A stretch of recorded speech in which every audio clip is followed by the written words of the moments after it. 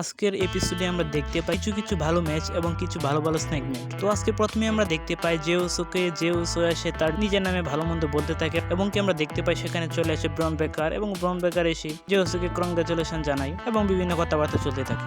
তো পরবর্তীতে আজকে আমরা দেখতে পাই একটি অনাকাঙ্ক্ষিত ঘটনা। জেভিয়ার রুড ভার্সেস রে মিস্টিরিওর ম্যাচটি চলাকালীন রে মিস্টিরিওর মাস্ক কিন্তু অজান্তে খুলে ফেলে জেভিয়ার রুড এবং সেই সুযোগটি কাজে লাগিয়ে জেভিয়ার রুড কিন্তু সেই ম্যাচটিতে জয়লাভ করতে সক্ষম হয়। সর্বশেষ রে মিস্টিরিও মাস্ক খুলেছিল দেখতে পেয়েছি আমরা দ্য মিজ। তো সেটি আর কয়েক বছর আগের ঘটনা। তো আজকে আমরা দেখতে পাই রে মিস্টিরিওর আনমার্সিং ছেড়া। লারা বেলকোরিয়া ভার্সেস জয় স্টকের মধ্যে আমরা একটা সিঙ্গেল ম্যাচ দেখতে পাই, কিন্তু না সেই ম্যাচটি সিঙ্গেল না, কেননা সেই ম্যাচটিতে আমরা দেখতে পাই জয় স্টকের হয়ে তার টিম মেম্বার ইন্টারফেয়ার করার কারণেও জয় স্টক সেই ম্যাচটিতে জয়লাভ করতে পারে এবং জয় স্টক কিন্তু এই ম্যাচটিতে জয়লাভ করতে সক্ষম হয়। কোফি কিংস্টন ভার্সেস চ্যাট গেবলের মধ্যে আমরা একটি সিঙ্গেল ম্যাচ দেখতে পাই এবং কি সেই ম্যাচটিতে আমরা দেখতে পাই কোফি কিংস্টনকে ম্যাচ হারতে এবং চ্যাট গেবলকে জয়লাভ করতে। তো চ্যাট গেবল বর্তমানে ভালো স্টোরি আমাদেরকে উপহার দিয়ে চলেছে এবং ভালো ম্যাচে উপহার দিচ্ছে।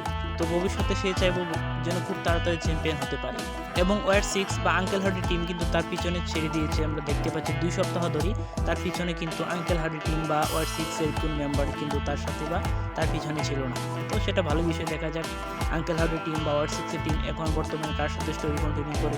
এবং কি আমরা দেখতে পাই দ্য জাজমেন্ট ডে বাস এলডব্লিউও কোম্পানির 6 ম্যান ট্যাগ টিম ম্যাচটিতে এবং সেই ম্যাচটিতে আমরা দেখতে পাই দ্য জাজমেন্ট ডে জয়লাভ করে এবং পরবর্তীতে আমরা দেখতে পাই সেখানে চলে আসে রিয়া রেপ্লিকে আজকে দেখে মনে হচ্ছিল সে আজকে ফাইটে এসেছে, কিন্তু না, সে ইচ্ছামতো ডটিডমকে দেখতে পাই পেটাতে শুরু করে এবং শেষ পর্যন্ত সে মার খেয়ে যায় এবং কি আমরা দেখতে পাই দ্য জাজমেন্ট ডেকে সেলিব্রেশন করতে।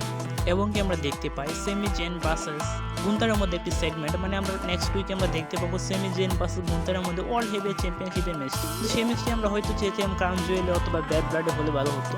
সেই ম্যাচটি সামনে রয়ের এপিসোডে হতে চলেছে, তো দেখা যাক সেই ম্যাচটি কীরকম হতে চলেছে। এবং কি আজকে আমরা দেখতে পাই গুন্তার ভার্সেস ব্রন বেকারের মধ্যে একটি ব্যাক স্টেজ সেগমেন্ট। সেখানে আমরা দেখতে পাই ব্রন বেকার কিন্তু গুন্তারের সাথে বিভিন্ন বিষয় নিয়ে কথাবার্তা বলছিল। গুন্তার কি তাহলে এবার হয়তো অল হেভিওয়েট চ্যাম্পিয়নশিপের দিকে এগোবে?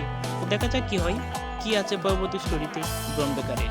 এবং আজকে আমরা দেখতে পাই এওপি ভার্সেস আরট্রুথ এর মিজের মধ্যে একটি ট্যাগ টিম ম্যাচ, কিন্তু দুর্ঘটনাবশত বা দুঃখবশত আমরা বলতে পারি দ্য মিজ কিন্তু আরট্রুথের উপর টার্ন করে দেয়, মানে সেই ম্যাচটি চলাকালে এবং সেই ম্যাচটিতে জয়লাভ করে এওপি। তো দেখা যাক দ্য মিজ এবং আরট্রুথের স্টোরি ভবিষ্যতে কীরকম ভাবে চলে।